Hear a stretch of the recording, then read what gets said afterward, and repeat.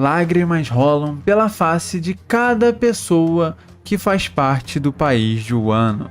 Todos eles emocionados, felizes e aliviados.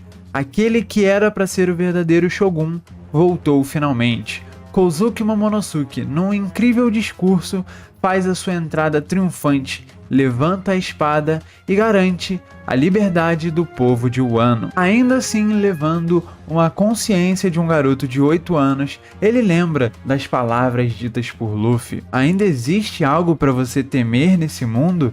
E então ele lembra o seu nome, incomparável. Ele recebeu esse nome por um motivo e ele vai mostrar isso. Aquele que vai se tornar o Shogun mais importante do país de Wano é também aquele que participou de uma das maiores guerras de One Piece e que, junto com a sua grande aliança com um nome muito complexo, foi o vencedor, salvando o país de Wano. Além disso, a gente também tem o pedido um pouco diferente de entrada do bando que a Yamato fez, junto com um pequeno flashback da Otama que faz a gente se aproximar ainda mais da personagem. E eu me pergunto, o que o Oda quer com isso? Numa mistura de grandes emoções, eu vou tentar explicar algo sobre esse capítulo, tem bastante coisa interessante e um desfecho muito bonito para o possível terceiro ato, né, que até hoje não acabou. Mas a gente precisa ver essas cortinas fechando. Além disso, ainda temos outros mistérios a serem concluídos. O que aconteceu com Luffy, o que aconteceu com Zoro. Oda usou algumas pausas um pouco dramáticas para esconder a situação dos dois. Então, antes da gente destrinchar tudo sobre esse capítulo, já vai deixando seu like, seu comentário e se inscreve aqui no canal, que você me ajuda muito. Já na página inicial do capítulo a gente vê a fuga da Germa. Eu não vou falar mais sobre isso porque eu desisti do Barba Negra aparecer. Se ele aparecer, eu volto a comentar sobre essa história de capa. Se não, é isso aí, deu no que deu. A Germa utilizou da inteligência e da falta de preparo que aparentemente o bando da Big Mom teve para caso houvesse uma invasão. Lembrando que tinha muitas coisas importantes para eles defenderem em Whole Cake. Além disso, a gente também tem a capa da Areijo, que é diferente da capa que apareceu. E também tem o fato dos irmãos mais poderosos não terem tido o seu movimento para defender a ilha, né? Curioso, vamos ver o que realmente está acontecendo. Talvez o Barba Negra pode ser mais inteligente do que eu possa imaginar, mas eu não vou ficar pensando nisso aqui, porque já falei demais sobre essa invasão dele. A gente vai direto para o capítulo agora, começando com um alvoroço enorme na capital das flores. O pessoal falando sobre correr, tem um outro dragão vindo. O que está acontecendo em frente ao castelo? Quem é essa figura? Não é Kaido? Quem pode ser? A gente já vai descobrir, obviamente todos nós já sabemos. A gente vê da fumaça as 9 sombras saindo, aquelas que iriam resultar na queda de Orochi. A gente vê, obviamente, os dois iniciais, Kyoshiro, também conhecido como Denjiro, e Komurasaki, como Kozuki Hiyori. Os dois personagens bastante importantes que carregaram um fardo durante um longo tempo. A gente vê uma silhueta bastante conhecida, uma pessoa que talvez muitos quisessem que ela não fosse aparecer nunca mais, para ser bem sincero, não por ser chato, mas para dar um peso maior para todo esse arco. Kinemon diz que ele vai se surpreender se lembrarem dele, porque ele não é famoso, né? E todos se lembram, obviamente. É uma comoção muito grande que um dos bainhas de Oden tinha sido quase queimado vivo com o castelo. Obviamente eles não sabem da verdadeira história, mas o homem está de volta, apenas com algumas faixas no seu corpo, e eu estou inacreditavelmente indignado. Talvez isso seja o maior problema do arco de Wano, a falta de peso que ele tem para os personagens. Lembrando que em Marineford, quando o Ace acabou falecendo, a gente viu um desespero muito grande do Luffy que fez ele evoluir e querer evoluir ao longo do tempo. A gente teve até uma cena muito importante do Jinbe com o Luffy para representar tudo aquilo que aquele personagem estava passando. Então a gente teve um peso muito grande na Guerra de Marineford, e talvez aqui fosse necessário um outro peso, não para dar o mesmo sentido que a morte do Ace deu, mas pra gente ter o impacto de algum personagem ter perdido a vida. Não porque ele deveria perder, mas sim porque era uma guerra. Eram muitas pessoas lutando uma contra as outras. Um monte de random que ninguém sabe o nome só desaparecer é meio triste. A Shura Doji, que mal foi trabalhado, acabou sumindo, não apareceu até o momento, desde aquela explosão. E Zou a mesma coisa, depois da luta contra o cara da CP0, ele não apareceu novamente. Então realmente, o que aconteceu com eles, né? Será que eles estão? E será que a morte deles pode causar um impacto tão grande da gente ficar impressionado com o que aconteceu nesse arco? Eu acho que aí faltou um pequeno peso. Não que seja ruim, mas poderia ser melhor. A gente vê todos os outros bainhas caminhando através da fumaça e a gente vê todos eles parecendo um por um e chocando a população que estava ali em volta. Ninguém acreditava que os bainhas realmente fossem voltar, por mais que eles acreditassem na profecia da Lady Toki. E aí nisso a gente vê uma pequena pintura luminosa sendo utilizada para transmitir tudo o que iria acontecer para todos os lugares do país de Wano. Ringo, Hakumai, Kibi, Kuri, Udon e até mesmo a cidade Epson. Todos esses locais estavam recebendo as novas notícias, a queda de Kaido e de Orochi e a ascensão de um novo Shogun. Curiosidade é que em Ringo a gente vê uma raposa que parece bastante a Onimaru. Agora eu não vou saber de cabeça que eu estou fazendo isso já na hora que saiu o capítulo para ter aquela emoção, né? Então a coisa que tá a flor da pele. Então eu acho que é. E seria interessante para dar um motivo para a raposa que ficou há tanto tempo lutando para guardar armas e tentar salvar o país Wano de uma maneira por baixo dos panos. A gente corta essa cena e já vai para a cena da Yamato, e aqui já é mais bomba atrás de bomba. A gente vê Franky já pronto para trocação sincera com a Yamato, porque ela é filha do Kaido e ele já tá pronto para porrada, né? Pelo visto o Sasaki não conseguiu divertir o ciborgue, mas Yamato recusa, diz que não quer lutar, que não é inimigo e que está junto com eles, acompanhava eles pelos jornais e via as notícias que acabavam saindo sobre aquele bando ser esquisito, né? E ela se chocando com ele sendo mais esquisito do que até mesmo ela imaginava. Aí a gente tem uma grande polêmica. Yamato diz que vai navegar com o bando. O problema aqui é que ela diz isso como Kozuki Oden. Pode chamar ela de Yamato, é um prazer conhecer, mas ela se trata ainda como Kozuki Oden. E aqui vem um problema muito grande pra mim. Eu não gostei dessa parte. Não porque é ruim, na verdade a tradução que eles deram, né, eu não sei como é no original, mas quando tinha saído os spoilers, parecia que ia ser pior do que isso. Mas a tradução corrigiu um pouco os problemas que poderiam vir com essa cena. E na verdade não é tão ruim assim, mas é aquilo.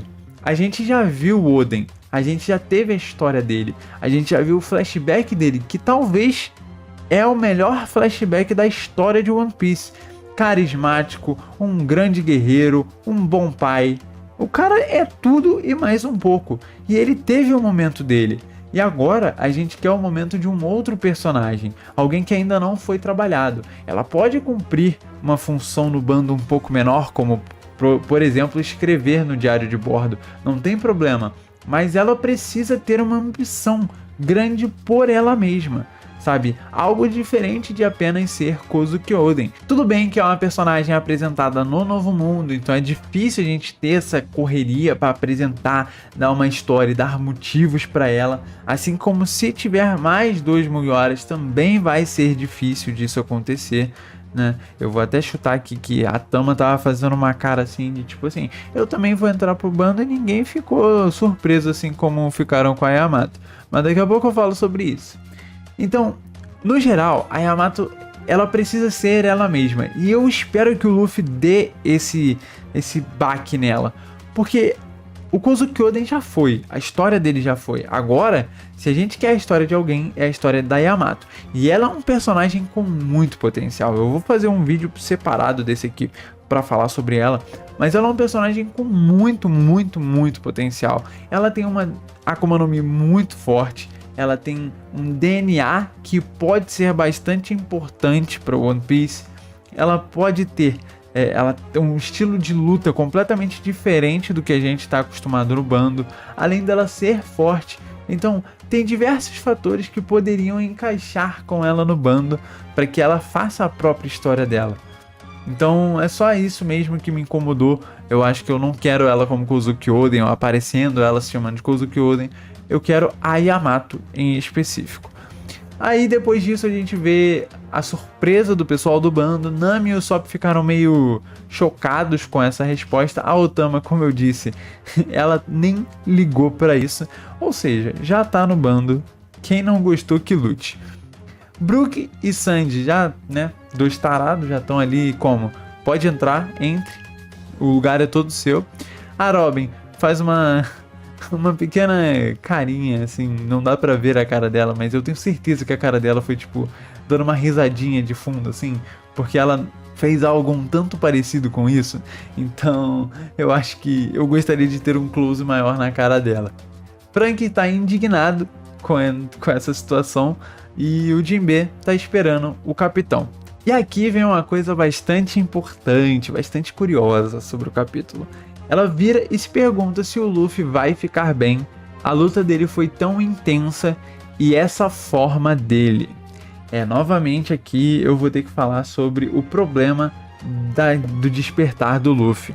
Isso é uma habilidade que usa o coração dele. E por mais que ele apareça sorrindo, deitado, né, mesmo inconsciente, isso vai ter algum problema grande em algum momento da história, porque não é possível. O Oda fez questão de botar problema no Gear Second. Imagina nessa habilidade que teoricamente é uma habilidade muito mais forte do que o Gear Second. Não teoricamente, né? É obviamente muito mais forte.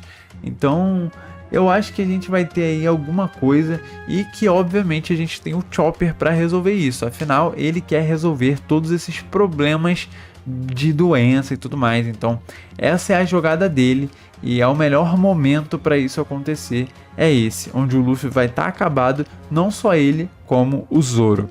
A gente vê a Yamato correndo atrás de mais gente do bando do Kaido, e aqui já vira uma cena de comédia um pouco desnecessária, e a gente segue falando um pouco sobre a habilidade da Otama. E será que isso é realmente necessário? Olha, eu tô achando que isso aqui pode se tornar algo um pouco curioso no futuro. Vamos ficar de olho na Otama falando aí, explicando o poder, né, aparecendo com flashbackzinho. Vamos ficar de olho nessa personagem que ela pode aprontar pra cima do bando dos Chapéus de Palha. Entrar lá sem ninguém perceber. Vamos ficar de olho nisso. Aí a gente tem um pouco da explicação de como funciona o poder dela, que é a cada lua, então de um em um mês ela vai resetando, assim, digamos assim, a vontade do personagem que é controlado, do animal que é controlado. E a gente tem uma cena bonitinha dela ali com a Umami, né, que é a Speed, e nada demais, apenas uma cena bonitinha, tentando dar uma importância maior para a personagem, porque algo muito curioso acontece depois, que é ter um flashback dela depois de tanto tempo sem ver nada. Mas antes de chegar lá, a gente tem o início do discurso de Kozuki Momonosuke. Foram longos 20 anos, desde que meu pai morreu. E a gente tem a entrada triunfante daquele, o homem, o implacável, o imbatível, o incomparável novo Shogun de Wano. Ele aparece numa forma muito diferente do que eu esperava, vou ser bem sincero. Mas a gente só vê a silhueta, tem cabelos longos, uma aparência um pouco diferenciada, e a gente vai chegar lá no final do capítulo. Ele agradece ao povo de Wano por ter aguentado durante tanto tempo e fala um pouco dessa relação curiosa e interessante sobre a situação que o país de Wano viveu e teve de sobreviver durante tanto tempo. A liberdade vai chegar, né? Não vai ser mais necessário cobrar por água limpa. As fábricas que acabavam com a água, intoxicavam os animais, as comidas, intoxicava todo o país de Wano, vão ser abolidas. A gente vai ter a salvação e a tentativa de limpar novamente o país de Wano, deixar ele verde, florido, assim como ele deveria ser desde a sua criação. a gente tem um pequeno flashback da Otama falando sobre os trabalhadores, e aí a gente teve a grande notícia, bombástica notícia, de que a maior tristeza que a gente vai ter com a morte de um personagem é dos pais da Otama. E por mais que ela seja um personagem que não tenha tanta importância e que alguns até achem irritante no anime, tanta importância assim na história geral, porque ela é basicamente um MVP da guerra. Ela é basicamente o trunfo para ter ganhado essa guerra. E a gente vê a notícia triste que os pais dela se foram, e aí a gente vê ela e o Komayo sentados assim, olhando o túmulo e falando que ela vai ficar bem. Pô, isso acabou comigo de uma forma. O rostinho dela também na cena acabou comigo de uma forma muito, muito grande. Ela tremendo assim e tentando se manter forte. São gestos bonitos dos personagens de One Piece e que devem ser lembrados quando a gente conta a história de alguém. A gente vê ela tentando sobreviver, ganhar seu dinheiro de forma limpa, de forma correta e com uma dificuldade muito grande, porque infelizmente não tem lugar para ela naquele país. Então ela tinha uma situação muito difícil de se passar e tava lá sorrindo o tempo todo. E aqui um pequeno detalhe que eu vou botar na edição, que eu acabei esquecendo de botar no vídeo, é que a Otama estava fazendo um chapéu de palha, né, teoricamente para vender. E ela aprendeu isso com o Ace. Então é um pequeno detalhe, mas um detalhe importante, um detalhe que dá mais riqueza para o personagem. É pra ver como o Momonosuke é um pouquinho mimado, né? Ele, passou por quase nada e fica tremendo aí só pra fazer um discursinho. A gente vê ela meio que tentando se manter bem por dentro, por mais que sua barriga estivesse roncando. E a gente vê o jeito que ela conheceu o Tengu. E aí, ele dizendo que alguns anos vão se passar até o momento em que o dia prometido chegue.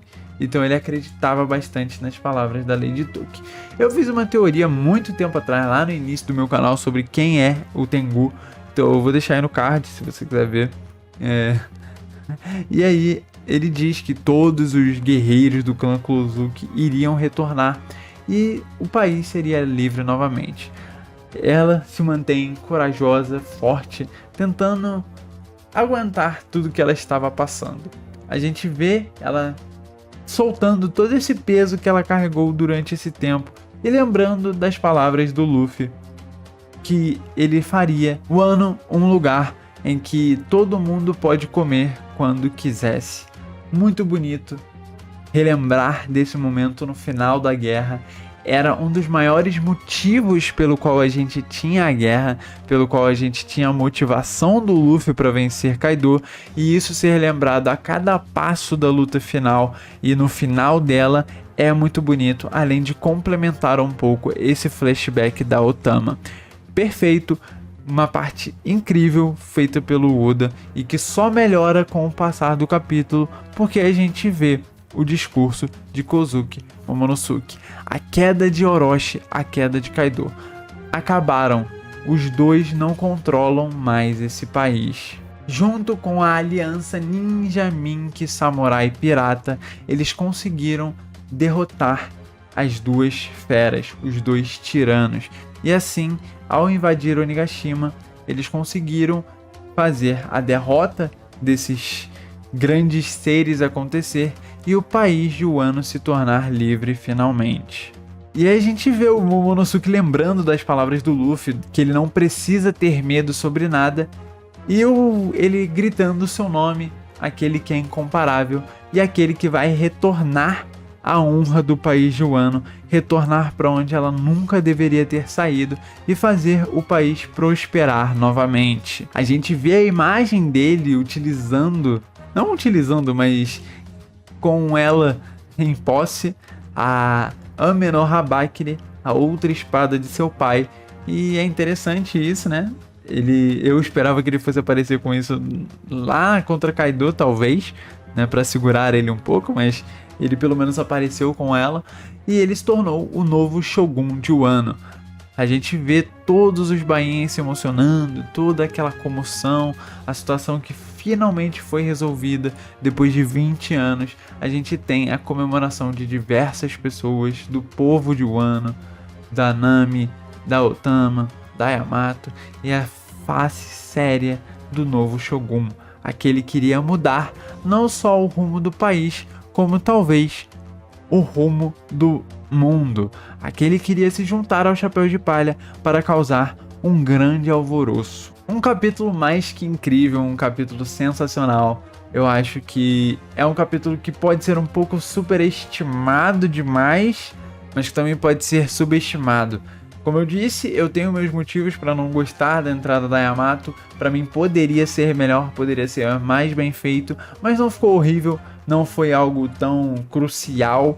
A parte mais importante do capítulo foi bem feita, o flashback da Otama foi muito bem construído, o discurso de Momonosuke, o início dele ser planejado e ele estar tremendo para continuar o resto é muito importante para mostrar que ele ainda é uma criança de 8 anos, ele cresceu em tamanho, cresceu em idade, mas a sua consciência continua de um garoto de 8 anos. E agora ele caminha para cumprir um grande dever. Infelizmente, a gente está chegando ao fim da nossa longa jornada com Kozuki Momonosuke. O ato 3 de Wano finalmente vai se encerrar e a gente vai ter notícias sobre o mundo. Graças a Deus, não temos, graças a Goda, não temos pausa na próxima semana.